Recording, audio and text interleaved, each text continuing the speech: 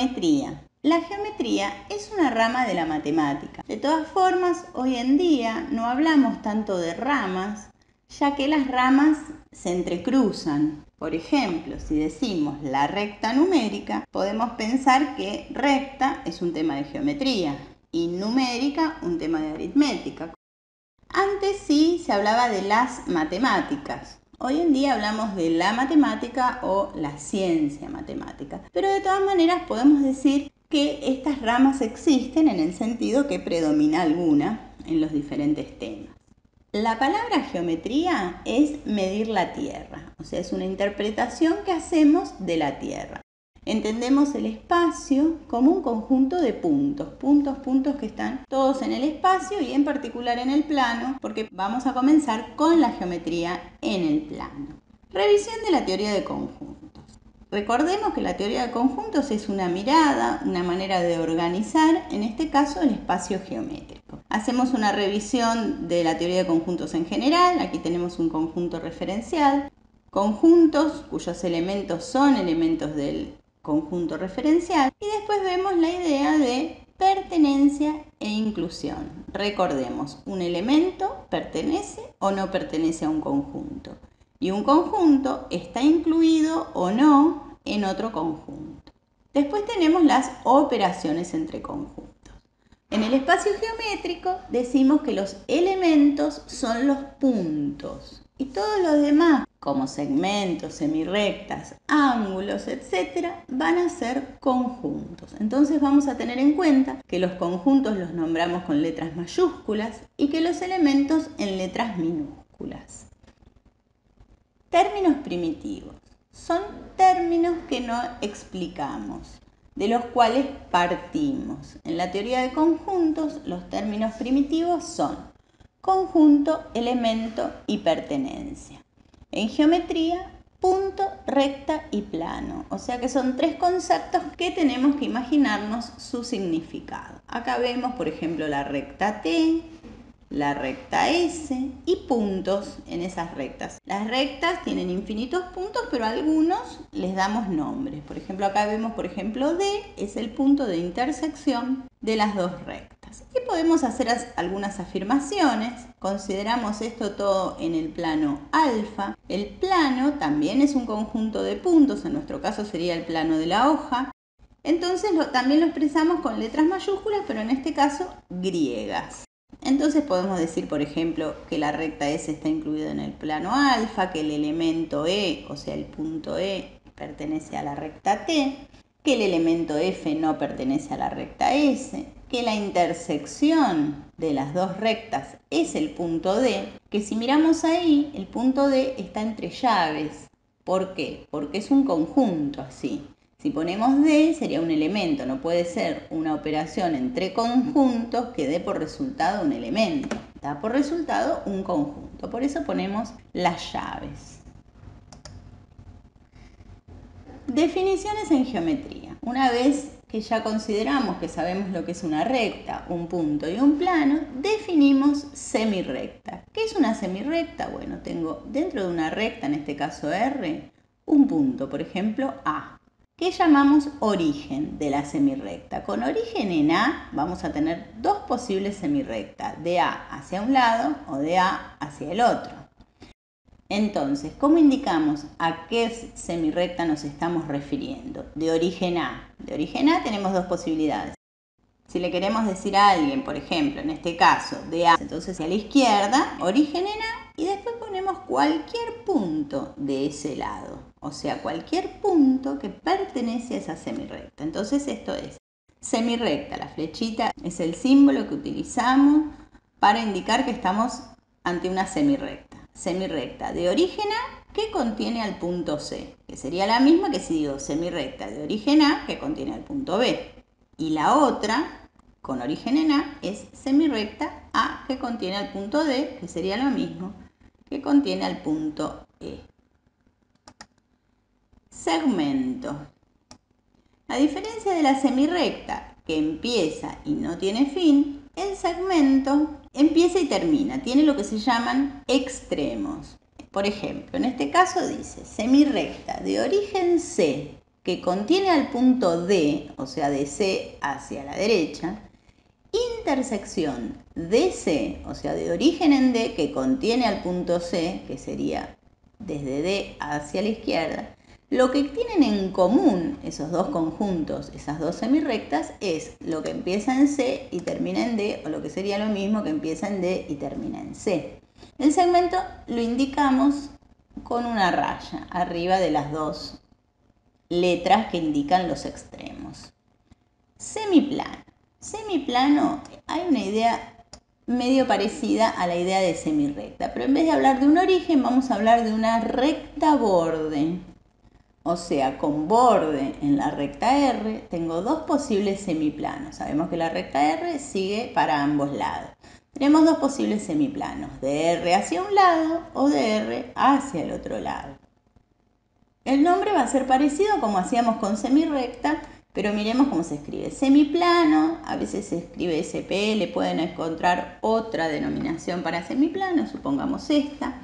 Semiplano de borde R que contiene al punto A, o sea, de borde R hacia el lado de A, todo este semiplano, ¿no? Pensando que la recta sigue y todo el espacio que queda hacia el lado de A, que va a ser la misma que hacia el lado de B, o sea, con el mismo borde y otro punto del mismo lado va a ser el mismo semiplano. Y el otro semiplano con borde en R va a ser semiplano de borde R que contiene a C, que es el mismo que semiplano de borde R que contiene a D, y lo mismo si le diese nombre a otros puntos de ese lado.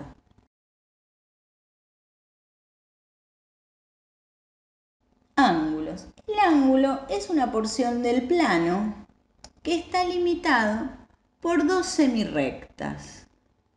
Por ejemplo, la semirrecta OB y OC me determina, en este caso, el ángulo convexo. El ángulo convexo es el que lo definimos como intersección de semiplanos, o sea, el semiplano de borde R que contiene A, que sería todo esto, intersección el semiplano de borde S que contiene A, que sería todo esto. Lo que queda en la intersección es esta parte que es el ángulo. Este ángulo es el BOC. Al ángulo lo podemos nombrar con las tres letras, donde la del medio es el vértice, o sea, también podría haber puesto COB. Lo importante es que el vértice va en el medio, o también a veces se nombran con letras griegas. Esto sería el ángulo convexo, que es lo que en general llamamos ángulo. Y también tenemos el ángulo cóncavo, con la misma idea. Podemos considerar, en vez de la intersección de semiplanos, o sea, los puntos en común, todos, la unión, o sea, unir semiplanos. 1. Semiplano de borde R, que contiene al punto A, unión semiplano de borde S, que contiene al punto A. Entonces me va a quedar todo esto y todo esto. R que contiene A es todo esto. S que contiene A es todo eso. La unión es todo este ángulo grande como está indicado ahí. Entonces, la unión de semiplanos me va a dar el ángulo cóncavo. En general, no trabajamos con el ángulo cóncavo. Cuando se trabaja con el ángulo cóncavo se aclara BOC cóncavo. Si digo BOC simplemente, se sobreentiende que es el convexo.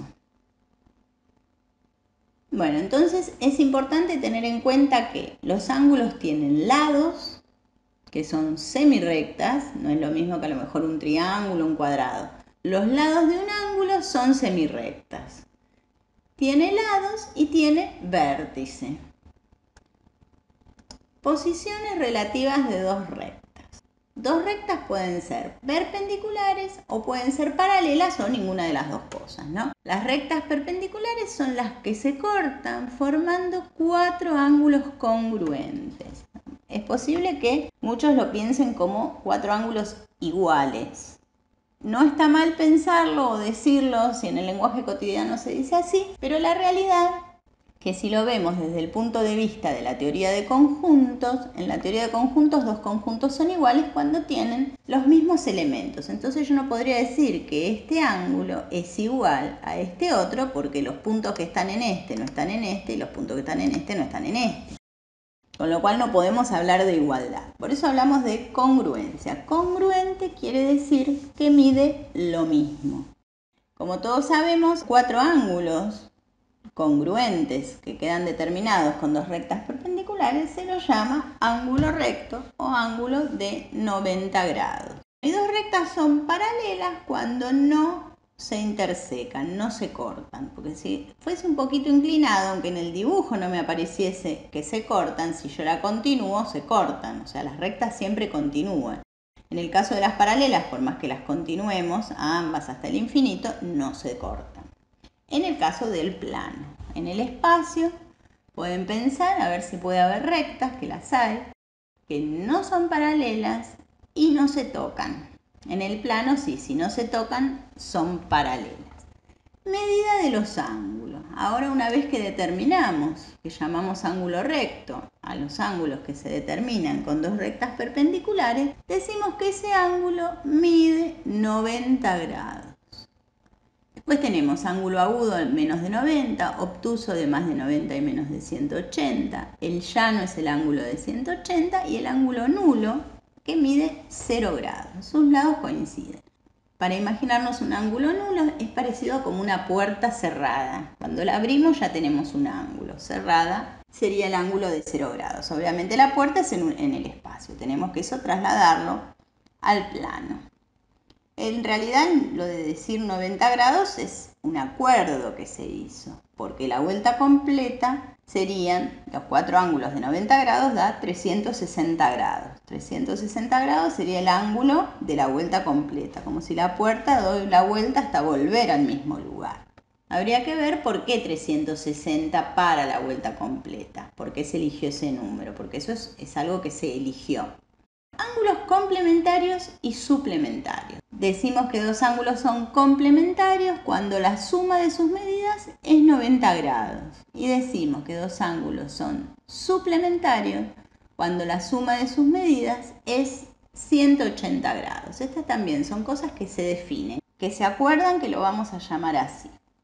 Ángulos consecutivos. Decimos que 2 ángulos son consecutivos cuando tienen un lado en común, o sea, una semirrecta. La semirrecta OB en este caso es el lado en común del ángulo COB y el ángulo BOA. Ángulos adyacentes. Decimos que 2 ángulos son adyacentes cuando son consecutivos y suplementarios, o sea, son consecutivos, tienen un lado en común y aparte completan el ángulo llano, o sea, los 180 grados. Ángulos opuestos por el vértice. 2 ángulos decimos que son opuestos por el vértice cuando tenemos como acá 2 rectas que se cortan que determinan 4 ángulos, en este caso alfa, beta, gamma y delta. Que en este caso los estamos nombrando con letras griegas. Entonces, como vemos, acá tenemos 2 ángulos grandes, que a simple vista nos damos cuenta que son congruentes, y 2 ángulos chiquitos, que a simple vista nos damos cuenta que son congruentes. O sea que los ángulos opuestos por el vértice son congruentes. Fíjense que cuando ponemos los nombres de los ángulos en el gráfico, no le ponemos el angulito arriba, porque estamos indicando, le estamos dando el nombre a lo que tenemos ahí. Ahora, cuando nos referimos a los ángulos, siempre que se llame alfa podría ser otra cosa. Entonces, ángulo alfa, ángulo delta, etc.